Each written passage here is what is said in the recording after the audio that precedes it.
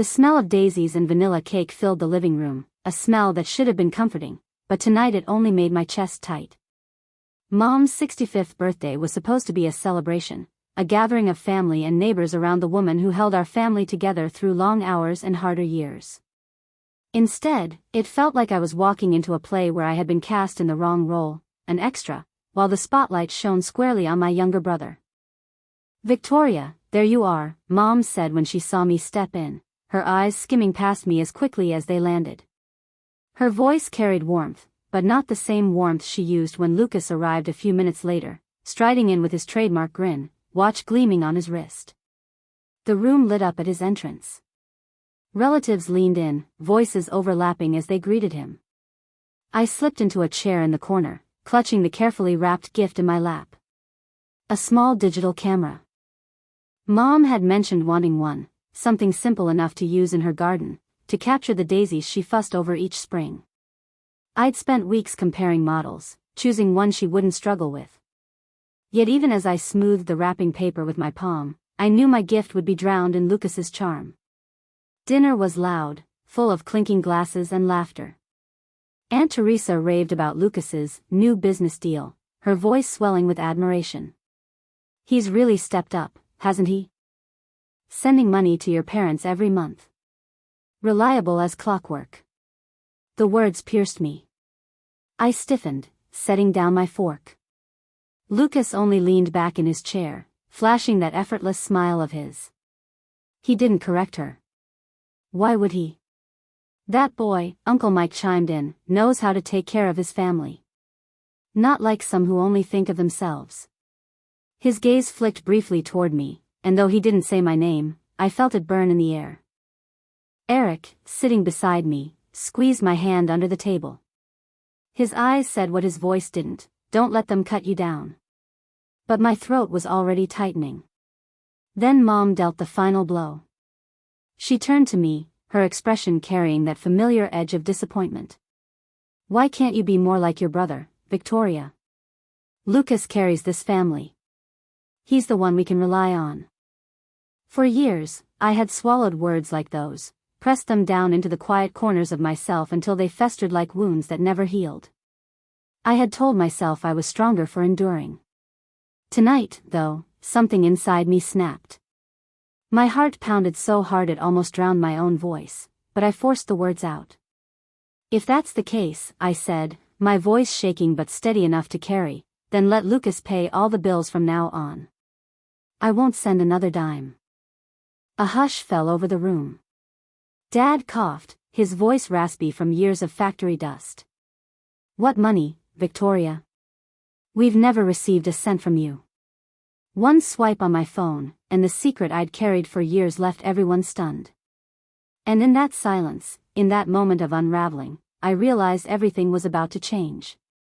When I was a little girl, I used to believe that love was measured in applause. Whoever made the room laugh, whoever drew the most praise, that was the person who deserved love. At least, that's how it seemed in my family. In our modest brick house on the south side of Chicago, Lucas was the one who always drew the applause. He was 4 years younger than me, but somehow managed to steal every spotlight before I even knew it existed. I can still remember him at age 5, standing on a chair in the middle of the living room, belting out some silly song he'd heard on the radio. Mom clapped, Dad chuckled, the neighbors smiled. "That boy is something special," they said. And me? I was the quiet one in the corner, clutching a book, unsure if I should join in. I wasn't jealous back then, not exactly. Lucas was my little brother, and I loved him. I even laughed at his goofy dances, even helped him memorize his lines when he wanted to act out scenes from cartoons. But as the years went by, I began to notice a pattern. When Lucas did something, no matter how small, it was celebrated. When I did something, it was expected, dismissed, or worse, compared. "You should be more like your brother, Victoria," Dad would say whenever my report cards came home with neat rows of A's. Lucas brought home a single B, and suddenly he was praised for working so hard. I brought home perfect scores, and it was never enough. The moment that still haunts me happened one Christmas. I must have been 12, Lucas around 8. The family was gathered by the tree, lights twinkling, snow falling softly outside the window. Lucas sang Jingle Bells in his sweet little boy voice, slightly off-key, but full of charm. The room erupted in applause. Aunt Teresa wiped a tear from her eye, Mom hugged him, Dad clapped him on the back. I sat there with a box in my lap, heart pounding with anticipation. Inside was a lamp I had built from scraps, a wooden base, some wiring I'd salvaged from an old radio, and a bulb that lit up when you pressed a button I had soldered myself. It wasn't perfect, but to me it was a marvel, proof that the hours I spent tinkering in the basement meant something. I handed it to Mom, face glowing with hope. She unwrapped it, gave it a cursory glance, and sighed. "Victoria, you spend too much time on these useless gadgets. You should go play with your brother instead." The laughter around the tree didn't stop, but it no longer included me. I slipped away to my room, lampless and forgotten, swallowing tears I didn't want anyone to see. That was the night I learned silence could protect me, even if it couldn't heal me. As the years passed, Lucas grew into his role as the golden child. He was the star of every school play, the captain of every soccer game, the boy who could make a room of adults hang on his every word. Teachers loved him. Neighbors adored him. And my parents? They practically glowed when they spoke his name. I wasn't untalented. I found solace in computers, in the glow of a monitor and the logic of code. At 14, I took apart an old desktop Dad had picked up secondhand and rebuilt it piece by piece, just to see if I could. When it powered back on, I felt a thrill so strong it left me breathless. I showed Mom, expecting some small acknowledgement. She glanced up from her ledger book, muttered, "That's nice," and went back to her work. That was the rhythm of my teenage years, Lucas dazzling, me quietly working in the background. I became used to being invisible. But invisibility carried a cost. Every comparison was a cut, every dismissal a scar. They didn't bleed, not in a way anyone else could see, but they lingered. Sometimes, late at night, I lay awake in my small room and wondered, what would it take for them to see me? Really see me, not as Lucas's sister, not as the quiet one, but as Victoria. Was I destined to live forever as his shadow? It wasn't that I resented him, not then. He was my brother, and in private, away from the crowds, we even shared moments of genuine affection. We'd sneak cookies from the kitchen together, laugh at silly TV shows, or play catch in the backyard. But the second someone else was watching, he became the star again, and I became the backdrop. Looking back, I think that's when the wall inside me began to form. A quiet, invisible barrier I built piece by piece, to shield myself from the sting of disappointment. It didn't stop me from hoping, but it kept me from breaking completely when hope was crushed. Years later, at my mother's birthday party, when she compared me yet again to Lucas, I felt that old wall tremble, the one I had started building as a 12-year-old with a rejected lamp in her lap. And for the first time, instead of retreating behind it, I broke through. Because silence had protected me as a child. But as an adult, it had chained me. And that night, I decided I was done being chained. High school hallways always felt like stages to me, bright, noisy arenas where Lucas performed without even trying. I, on the other hand, slipped through those same corridors like a shadow, clutching books to my chest, hoping not to trip over my own feet. By the time I was a sophomore, Lucas was already a freshman, and it didn't take him long to make his mark. The basketball team recruited him the first week of school. Within a month, he was the one leading chants at pep rallies, the one teachers asked to MC assemblies, the one people turned to when they wanted energy and laughter. Me? I belonged to the library. While other kids clustered around lockers, gossiping and laughing, I sat cross-legged between dusty shelves, flipping through programming manuals or sketching circuit diagrams in the margins of my notebook. I wasn't unhappy, exactly. I liked my world of code and logic, but I couldn't help noticing the contrast. Victoria does fine, one teacher told my mom during a parent-teacher conference. But she's very quiet. She needs to be more outgoing. Then the teacher turned to Lucas's report card and practically glowed. Now Lucas, he's an outstanding student. Full of energy, great leadership skills. I sat in the corner of the classroom, listening to their voices as though they were arrows whizzing past me. Each word about Lucas felt heavier than the last, while my name was mentioned only in passing, like a footnote. Mom beamed as if the praise were for her. I lowered my eyes and fiddled with my pencil, trying to pretend I didn't care. But inside, it was like a pebble dropping into my chest, one more weight I carried around. At home, Dad's comparisons sharpened. "Look at your brother," he'd say whenever Lucas came home with a medal or a ribbon. "That kind of energy, that kind of drive, that's what leads to success."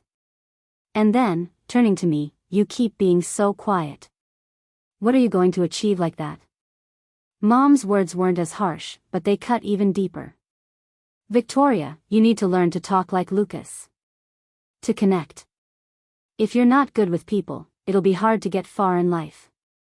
I nodded, never arguing, but each comment left its mark. It wasn't that I lacked ambition. In fact, I worked harder than almost anyone I knew.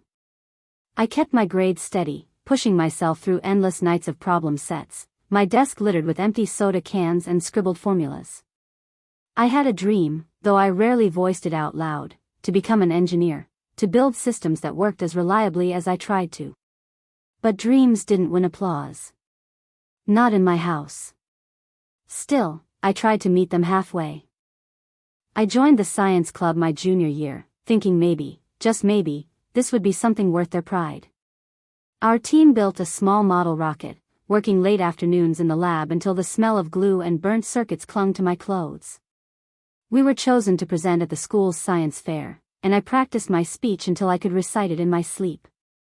On the day of the fair, I scanned the audience, heart racing, searching for the familiar faces of Mom and Dad.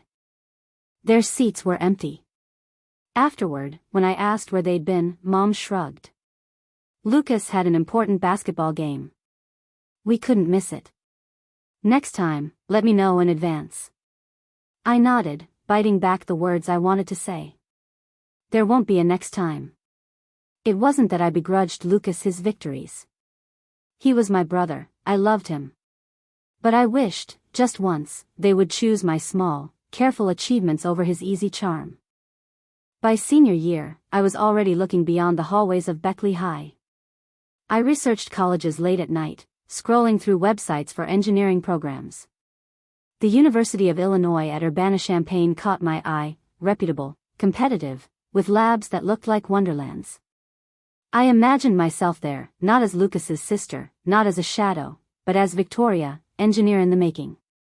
I didn't tell Mom and Dad at first. Whenever I hinted at engineering, Mom would sigh. "Machines won't get you far. You should learn to communicate, like your brother. That's the skill that matters." So I kept my dream folded tightly inside me, a secret I nursed in quiet hours. Meanwhile, Lucas grew bolder. He started talking about big plans, about how he would leave school behind and dive into business. People ate it up. "That boy dares to dream big," Dad said proudly, clapping him on the shoulder. Not like Victoria, always buried in her books. I smiled politely, pretending their words didn't sting. But each comment was like salt rubbed into an old wound, keeping it raw. There was one night I'll never forget. I was sitting in my room, hunched over my old desktop, coding a simple program that displayed "Hello, World" on the screen. It was nothing revolutionary, but when those words flashed, I felt a thrill that no cheer from a crowd could ever give me. I whispered it to myself like a prayer, "This is where I belong." Outside my door, I heard the echoes of Lucas making our parents laugh. Their voices blended with his, warm and alive. For a moment, I pressed my forehead against the desk and let the loneliness wash over me. I didn't resent him. Not truly. I resented the way the world tilted in his favor, leaving me scrambling uphill with every step. High school ended in a blur of goodbyes and yearbook signatures. Lucas's picture filled half the pages, team captain, class MC, the boy everyone adored. My name was tucked neatly under, most likely to sit in the library. When I walked across the graduation stage, I scanned the crowd for my parents. They clapped politely. When Lucas's turn came, the cheers were deafening. That night, lying in bed, I promised myself something. College would be different. In Urbana, away from Chicago, away from Lucas, I would find a place where I wasn't just someone's sister. I would step out of the shadows, even if I had to drag myself into the light. The first time I stepped onto the campus at the University of Illinois at Urbana-Champaign, I felt like a door had opened to a different world. The sprawling brick buildings, the hum of bicycles whizzing past, the buzz of students with laptops tucked under their arms, it all felt like possibility. For once, I wasn't just Lucas's older sister. I was Victoria Bennett, freshman in computer engineering. Those first weeks were a blur of lectures, labs, and late nights hunched over textbooks. I was exhausted, but in the best way. I loved the way logic fit together in circuits, the way lines of code, typed carefully, could breathe life into a blank screen. Every time my programs ran without errors, I felt like I had conjured something out of thin air. Of course, reality was less glamorous. Tuition was steep, and my parents couldn't help much. They were already stretching to support Lucas's so-called business ideas. "He just needs a little startup money," Dad said, as though Lucas were pitching the next Silicon Valley unicorn instead of dropping out of his freshman year after only 2 semesters. So I worked. I got a job at a coffee shop near campus, pouring endless lattes for professors and students. On weekends, I washed dishes at a restaurant, my fingers pruned from hours in hot water. Sometimes, classmates paid me to fix their laptops, and I accepted gladly, grateful for every extra dollar. It wasn't easy, balancing work and school.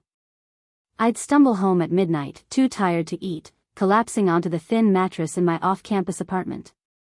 But I reminded myself, this was the price of independence.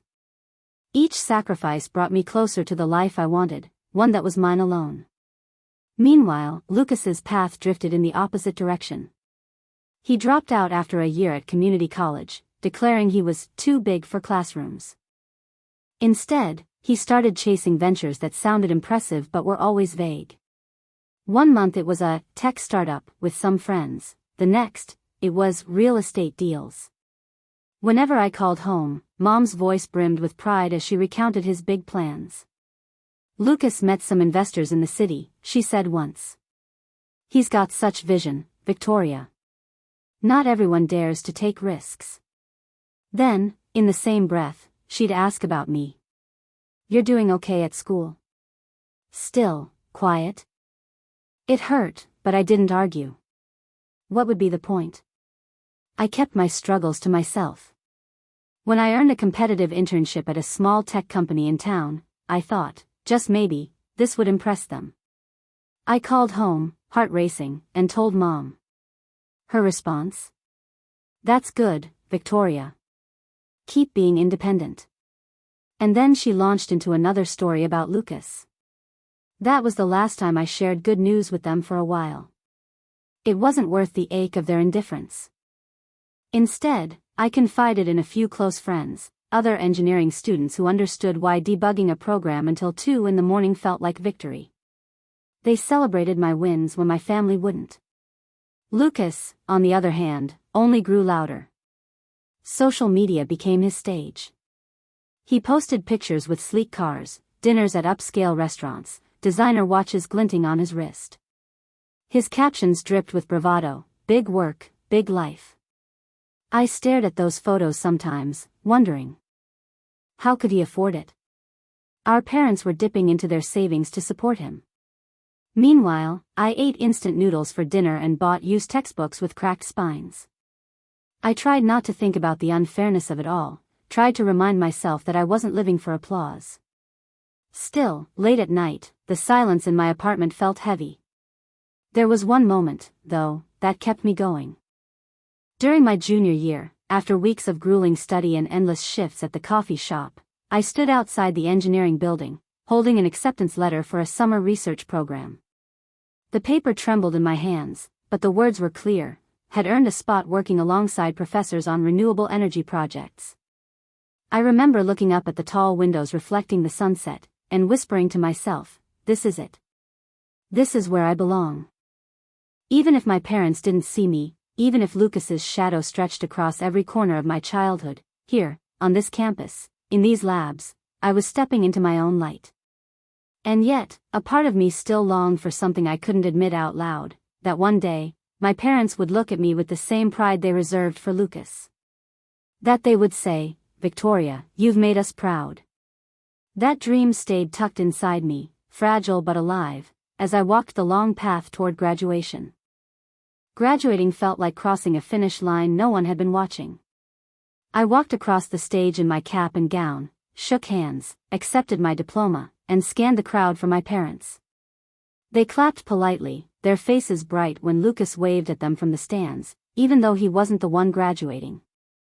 Still, the piece of paper in my hand was proof, I had made it. A degree in computer engineering. The first real step into the life I had dreamed of. I landed a job in Chicago at a mid-sized tech company. The pay wasn't extravagant, but after years of juggling minimum wage shifts, it felt like freedom. I rented a small apartment, the kind with squeaky pipes and a view of the alley, but it was mine. Each morning, I brewed coffee in my chipped mug, sat at my desk, and felt a quiet pride. But then came the phone call that changed everything. Mom's voice cracked through the receiver. "Your dad, he had to retire early. The doctors say his lungs can't handle the strain anymore. Too many years in the factory. I've cut my hours, but with the bills and the medication, I don't know how we'll manage." Her words wrapped around my chest like a vice. I could almost see her sitting at the kitchen table, bills spread out, her brow furrowed. Dad coughing in the background. The thought of them struggling, after all the years they had pinched pennies, made something ache deep inside me. "I'll help," I said without hesitation. At first, I thought I'd transfer money directly. But when I suggested it, Mom sighed. "You know we don't understand all those apps. It's too complicated." That's when I thought of Lucas. He was still living in Chicago, close to our parents. Despite his showy lifestyle, he was family. I called him. "Lucas, here's the deal," I said. "I'll transfer money to you each month. You withdraw it and give it to Mom and Dad in cash. Make sure it goes toward the bills, the medication, whatever they need." His response came quickly, cheerful and eager. "Of course, Vic, don't worry about it. I've got this. You can trust me." And I did. Because despite everything, the comparisons, the favoritism, the endless praise heaped on him, he was still my brother. I couldn't imagine him betraying that trust. The first transfer was $2,500. My rent would be tighter, my meals simpler, but it was worth it. I imagined Mom using that money to pay the utility bills, Dad getting the medicine he needed without hesitation. I told myself I was doing the right thing. Month after month, I sent the transfers. Sometimes, when Mom mentioned how expensive something was, Dad's inhalers, fixing the roof, I increased the amount. $2,700. $3,000. I cut back on my own expenses to make it possible. No dinners out, no new clothes, no vacations. Just work, rent, and responsibility. I didn't tell anyone at the office. I didn't brag on social media. It wasn't about recognition. It was about duty. Quiet, invisible duty. Meanwhile, Lucas's life seemed to shine brighter than ever. He posted photos of himself leaning against a shiny SUV, grinning at expensive bars, flashing designer watches. His captions oozed confidence. The hustle never stops. Sometimes, staring at those images, I felt a flicker of doubt. Where was all that money coming from? His ventures never seemed concrete, yet he lived like someone with steady success. I pushed the thought aside. Maybe one of his investments had finally paid off. Maybe he had found his stride. I wanted to believe it. When I visited home, Mom gushed about Lucas. "He's such a good son, bringing us money every month. Reliable, generous. We're lucky to have him." The words stung, but I kept my mouth shut. I didn't correct her. I didn't say, "That's my money. I'm the one keeping you afloat." I thought of Eric's voice in my ear, "Be transparent, don't hide in the shadows," but I brushed it off. I wasn't looking for applause. I only wanted them to live comfortably, without worry. Late at night, though, when I sat at my desk balancing my budget, the silence pressed in. I imagined the bills I was covering, the groceries they bought, the roof repairs they could afford, all because of me. And yet, no one knew. No one saw. I told myself it didn't matter. That doing good in silence was its own reward. But even then, a small voice deep inside whispered, "What if your silence is your biggest mistake?" Eric came into my life like a quiet sunrise, gradually, warmly, until I couldn't remember what it felt like to live in the dark. We met at work. He was in marketing, with a smile that never felt forced and a way of listening that made you feel like your words actually mattered. At first, our conversations were short, passing comments about the vending machine coffee, a laugh about the printer jamming again. But over time, lunch breaks turned into shared tables, and shared tables turned into after-work coffee. He wasn't flashy like Lucas. He didn't fill rooms with noise or charm. He filled them with steadiness. When I rambled about debugging a stubborn line of code, he didn't glaze over. He asked questions, genuinely curious. When I admitted how exhausted I was from juggling projects, he didn't tell me to lighten up like Lucas would have. He brought me cookies he'd baked himself, awkwardly wrapped in foil, saying, "You look like you could use something sweet." For the first time in years, I felt seen. Not as the shadow, not as the quiet girl, but as Victoria. One evening, after a late shift, we sat on a bench outside the office. The city buzzed around us, cars honking, people rushing, neon signs flickering, but somehow it felt like we were in our own little bubble. I told him about Beckley, about growing up under Lucas's spotlight, about the lamp I built as a kid that my mom dismissed as useless. Eric listened without interrupting, his hands folded, his eyes steady on mine. When I finally trailed off, he reached out and squeezed my hand. "Victoria," he said softly, "you've been carrying this for so long. But you're more than enough. You don't need to be Lucas, or anyone else. You just need to be you." His words hit something raw inside me. I had heard, "Be more like your brother," so many times that hearing the opposite felt like stepping into sunlight. It was in that same conversation that I confessed about the money. How I sent thousands home each month through Lucas. How my parents praised him, never knowing it was me. Eric's brow furrowed. "Wait, you're trusting him to handle all of it?" "Yes," I said. "He gives it to them in cash. Mom and Dad don't like dealing with banks." He shook his head, concern deepening in his eyes. "Victoria, you can't keep doing that. Not without transparency. You're working yourself to the bone, and no one even knows it's you. What if he's not giving them everything?" I bristled at that, more than I expected. Lucas wouldn't do that. He's irresponsible sometimes, sure, but he wouldn't steal from our parents. Eric held my gaze. "I'm not saying he's stealing. I'm saying, you're trusting too much. You deserve to be recognized for what you're doing, and your parents deserve to know the truth. Don't hide in the shadows anymore." I looked away, watching the headlights streak across the street. I wanted to believe him, but the thought of confronting my parents, of breaking the fragile peace we had, terrified me. Silence had always been my shield. "It's better this way," I muttered. "I don't want it to be about me. I just want them to be okay." Eric sighed but didn't push further. Instead, he wrapped an arm around me, his warmth easing the knot in my chest. "Just promise me you'll be careful," he said. I nodded, even though I wasn't sure what that meant. The months that followed were some of the happiest I'd known. Eric and I built a rhythm, work, long walks in the park, cooking simple dinners together in my small apartment. He teased me when I burned rice, I teased him when his cookies came out more like bricks. Sometimes we sat in comfortable silence, sometimes we stayed up late, laughing until our stomachs hurt. For the first time, I felt like I wasn't just surviving. I was living. But Eric's warning lingered at the back of my mind, especially as Lucas's online persona grew louder.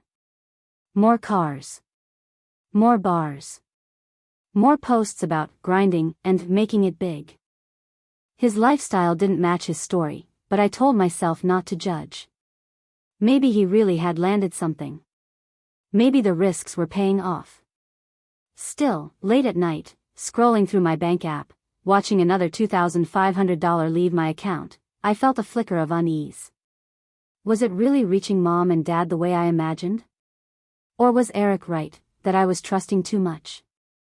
I shook the thought away. Lucas was my brother. No matter what, he wouldn't betray me. At least, that's what I believed then. I hadn't been home in almost a year when Mom's 65th birthday rolled around. Eric insisted on coming with me. "It's time I meet the infamous Bennett family," he joked on the plane, but I could hear the seriousness beneath his words. He knew this trip meant more to me than I admitted. The drive from O'Hare to my parents' house felt like stepping backward in time. Same cracked sidewalks. Same corner store where I used to buy candy with pocket change. The house itself hadn't changed much either: red brick, paint peeling on the porch, Mom's daisies blooming in neat rows despite the summer heat. When we walked inside, Mom hugged me, but it was distracted, like she was already thinking of the guests arriving behind us. "Victoria, glad you made it," she said, then turned to Eric with polite curiosity. Her eyes softened a little when he introduced himself, but the warmth was fleeting. Dad sat in his armchair, coughing into a handkerchief. He looked older, thinner, but he smiled when I knelt by his side. "My girl," he said, his voice gravelly. "Good to see you." Then Lucas swept in from the kitchen like he owned the place. Navy suit, gleaming watch, hair perfectly styled. Well, look who's back," he said, clapping me on the shoulder as though I were an old friend instead of his sister. His grin widened when he saw Eric. "And you brought company. Brave man." Eric chuckled politely, but when Lucas turned away, he murmured in my ear, "Your brother sure knows how to steal the spotlight." The party filled quickly: relatives, neighbors, old family friends. The living room buzzed with chatter, gold streamers hanging limp in the corners, balloons bobbing against the ceiling. The dining table groaned under plates of cookies and casseroles. Mom had even arranged daisies in a vase at the center, their yellow petals bright against the white tablecloth. I wanted to relax, to let Eric blend in and to enjoy seeing my parents surrounded by love. But as conversations swirled, the old pattern re-emerged like a script I knew too well. "Lucas, you're such a blessing," Aunt Teresa gushed, sipping her tea. "Sending money every month, never missing a beat. This family is lucky to have you." Others nodded, voices overlapping. "Exactly. Always dependable. A true provider. Not like some who only think about themselves." My chest tightened. The words I had swallowed for years burned like acid in my throat. Then Mom looked at me, her eyes sharp, her tone dripping with disappointment. "Why can't you be more like your brother, Victoria? Lucas takes care of us. He's the one we can rely on." The room blurred for a moment. I felt Eric's hands slide into mine under the table, steady, grounding. His eyes told me to breathe, to let it pass. But I couldn't. I had been silent long enough.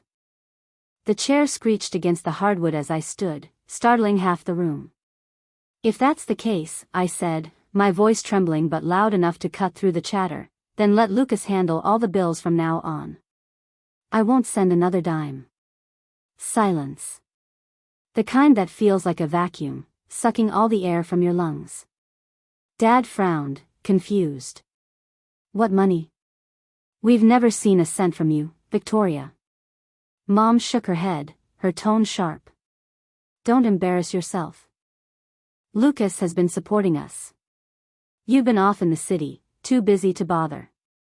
My hands shook as I pulled out my phone. My thumb scrolled through the banking app, line after line of transactions glowing back at me.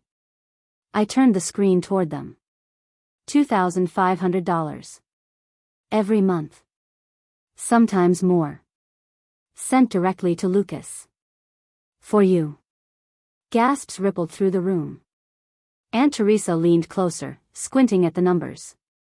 Uncle Mike muttered something under his breath. Even the neighbors shifted uneasily, their admiration for Lucas cracking in real time. Eric rose beside me, his voice calm but firm. She's telling the truth. Victoria has been supporting this family quietly for years. She never asked for recognition, but she doesn't deserve to be treated like she doesn't care. I looked at Lucas. He was pale, his jaw tight, his grin gone. For once, the performer had lost his lines. Dad's voice, though weakened by illness, cut through the silence. Lucas, he said slowly, what is this? What did you do with your sister's money? All eyes turned to him. My parents, my relatives, Eric, everyone waited. Lucas's hands clenched into fists on the table. His eyes darted away, then back, and for the first time in my life, I saw shame on his face. And in that moment, standing in my mother's living room with my phone still glowing in my hand, I knew, the truth was about to shatter everything we thought we knew about our family. The room had gone still, the kind of stillness that makes every breath sound loud. My phone screen glowed in my hand, the evidence plain, undeniable. And yet my parents looked at me like I'd spoken another language. Mom's voice trembled first. Lucas, you told us, you said the money was yours. That you were providing for us. Her words cracked like glass, sharp and fragile.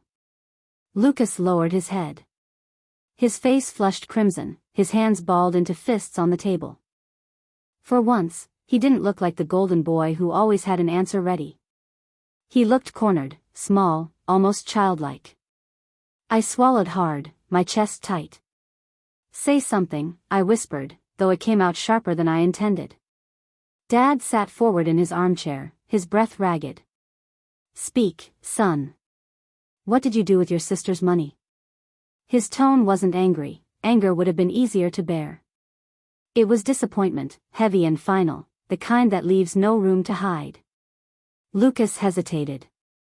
The silence stretched until it became unbearable. Finally, he muttered, I didn't mean for it to be like this. A murmur swept through the relatives gathered around. Aunt Teresa gasped. Uncle Mike crossed his arms, his jaw tightening. Even the neighbors whispered, their admiration for Lucas collapsing under the weight of doubt. Lucas lifted his head, his eyes darting to me, then away. I was going to pay it back, he said quickly. I just borrowed it. For a little while. My stomach dropped. Borrowed? My voice shook with disbelief. For 2 years, Lucas. Thousands of dollars.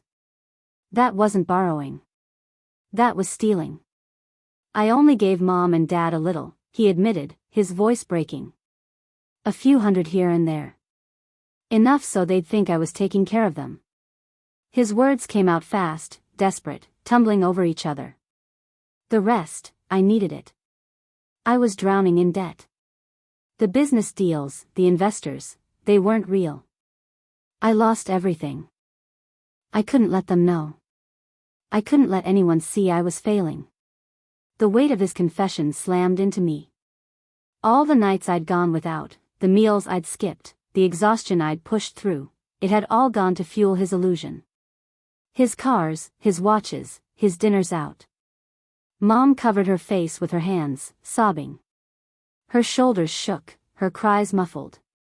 Dad closed his eyes, his chest heaving.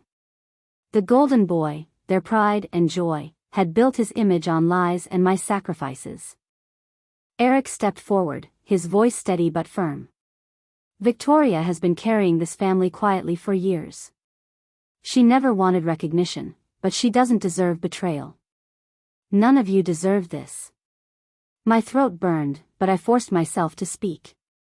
Lucas, I trusted you. You were my brother. I thought you'd do the right thing. I'm sorry. Lucas's voice cracked. He stood, his chair scraping against the floor. His eyes shone with tears. I didn't know how to stop. Every time I thought I'd fix it, I sank deeper. I was scared if Mom and Dad knew the truth, they'd see me as a failure. I just wanted to be the son they could be proud of. The irony was unbearable. He had been their pride all along, even while deceiving them. And I, the one who had truly supported them, had been invisible. Mom reached across the table, her hands trembling as she grabbed mine. Her eyes were red, filled with regret. "Victoria, I'm so sorry. I didn't know. All this time, we thought, we were wrong. So wrong." Dad's hand closed weakly over mine too, his voice hoarse. "I judged you unfairly. I thought you didn't care, but you were the one who carried us." His eyes glistened. "I failed you as a father." Around us, relatives whispered louder now, no longer just murmurs. Aunt Teresa's face was pale, her teacup forgotten on the table. All these years, I thought Lucas was the responsible one. And it was you, Victoria, working, sacrificing. My God. Uncle Mike's voice was sharper, cutting across the room. "And you," he said, pointing at my parents. "How could you not see it? You doted on him, compared her to him constantly, and all the while she was the one holding this family together." Mom wept harder, shame etched deep into her features. I didn't want to believe my son would lie. I didn't see her clearly. I thought, her voice cracked. I thought love meant praising the child who shined the brightest. I didn't realize I was dimming the other one. Dad bowed his head, his shoulders shaking silently. For a man who had rarely shown emotion, the sight of tears sliding down his cheeks left the room stunned. Lucas slumped back into his chair, his shoulders sagging. "I'll make it right," he said, his voice barely audible. "I'll pay it back. I'll change. I swear." But I didn't know if I believed him. His words, once so slick and convincing, now sounded hollow. And yet, beneath the anger, I felt something else, pity. Not for the man who had lied, but for the boy I remembered. The one who used to beg me to read him bedtime stories, who would chase me in the backyard until we collapsed in the grass. That boy was still in there, buried under fear and shame. Eric squeezed my hand, grounding me. His whisper reached only me, "You don't have to forgive him tonight. You just need to stand firm." I nodded, my heart pounding. For the first time, I realized the truth wasn't just about money. It was about years of silence, years of comparisons, years of being unseen. And now that the truth was out, nothing would ever be the same. The party didn't end with cake or toasts. The balloons hung limp, the daisies in the vase seemed out of place, and the whispers of departing relatives clung to the walls like smoke. By the time the last guest left, the house felt heavier than it ever had. I sat at the table across from my parents, Eric beside me, Lucas slouched a few seats down. None of us touched the food that remained. Mom's eyes were red, her cheeks blotchy from crying. Dad looked smaller somehow, as though disappointment had shrunk him. Lucas's hands shook, but he kept them pressed against his knees, silent. I drew a long breath. My voice was steady, though my chest felt like it might crack. I need to say this while everyone's here. From now on, things have to change. If you want me to keep supporting you, there are conditions. Mom opened her mouth, but I raised a hand. For once, I wasn't going to let her cut me off. First, I said firmly, no more comparisons. I've lived my whole life as a shadow, being told to be more like Lucas. That ends tonight. I'm Victoria. Not less than him, not his opposite. Just me. Mom's tears spilled again, but she nodded. You're right. I was wrong. I promise, I won't do it again. I turned to Dad. His face was lined with regret, his voice low but sure. You deserve to be seen for who you are. I'll never forget this night, Victoria. The ache in my chest softened slightly, but I pressed on. Second, from now on everything is transparent. I'll send money directly to you, or I'll pay the bills myself. No middleman. No more confusion. Dad nodded slowly. That's fair. It should have been like that from the start. Finally, I looked at Lucas. He raised his head, his eyes swollen from tears. And third, you need to contribute. If you want to be part of this family, it can't just be words and promises. You have to take responsibility. His lips parted, then closed again. For once, he didn't try to charm his way out. He just nodded, shame flickering in his gaze. I know. I'll change. I don't expect you to believe me yet, but I'll prove it. Eric squeezed my hand, his quiet strength bolstering mine. That's a start, he said softly, though his eyes stayed fixed on Lucas, sharp and measuring. Mom reached across the table, her hands trembling as they clasped mine. My daughter, she whispered. I'm proud of you. I don't deserve your forgiveness, but I'm proud. Dad placed his hand over mine too. His touch was weak but warm. I see you now, Victoria. Truly see you. The words, simple as they were, sank deep into the scars I'd carried since childhood. They didn't erase the pain, but they began to soothe it. The rest of the night passed quietly. We didn't sing happy birthday. We didn't cut the cake. Lucas stayed mostly silent, his head bowed, as if the weight of the truth had finally pinned him down.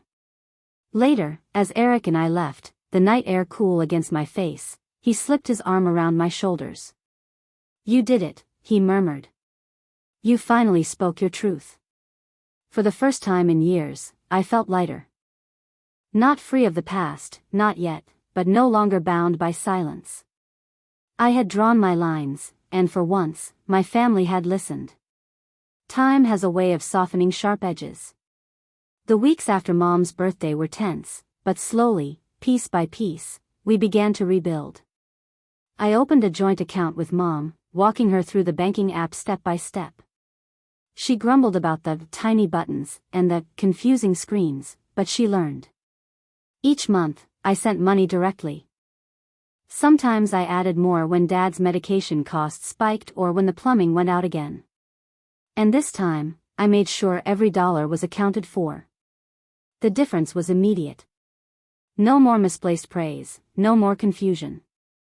When Mom called to thank me, her voice carried a sincerity I had never heard before. You're keeping this family steady, Victoria. I see that now. Dad, too, changed in his quiet way. He began telling neighbors, my daughter's an engineer in the city. Smart as they come. The pride in his voice was subtle but real. I held on to those words like precious stones, small but heavy with meaning. Lucas surprised me most. For months, he floundered, the shine stripped from his carefully curated image. But then he took a job at an auto repair shop. The work was honest, steady, far from the flashy life he had pretended to live. He started sending $300 home each month, modest, but his first true contribution. Mom told me how he fixed the fence, drove Dad to appointments, even helped her in the garden. One evening, he called me. His voice was quieter than I'd ever heard it. Vic, I know I don't deserve your trust yet. But I'm trying. I want you to believe in me again someday. I didn't give him an easy answer, but I didn't shut him out either. Keep trying, Lucas, I said. That's all I ask. Over time, our relationship grew less tense. We still carried the scars of that night, but beneath the scars there was something sturdier, a new kind of honesty. He no longer needed to be the golden boy, and I no longer needed to hide in the shadows. Meanwhile, my own life blossomed.